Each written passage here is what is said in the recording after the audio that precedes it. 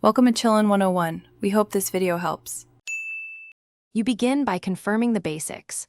Open Twitch, go to Settings, and verify the email on file. This prevents delays. Next, add and confirm a mobile phone number so Twitch can send codes. Once done, enable two-factor authentication in security. This is mandatory for any identity checks.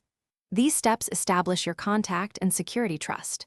Do them now so Twitch can link your account to a real, verifiable identity, which is necessary before any verification review proceeds. You now submit identity documents through the Creator dashboard. Go to Settings and find Verification or Identity Check. Upload a government-issued photo ID and a clear selfie that matches the ID. Follow file format and lighting instructions to avoid rejection. Make sure the name on Twitch matches the ID and accept the consent terms so Twitch can validate. This step proves who you are.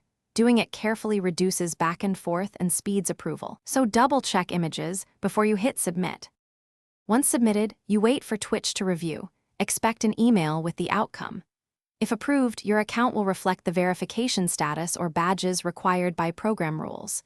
If it's rejected, read the rejection reason, correct the exact issue, like mismatched name or blurry photo, and reupload promptly.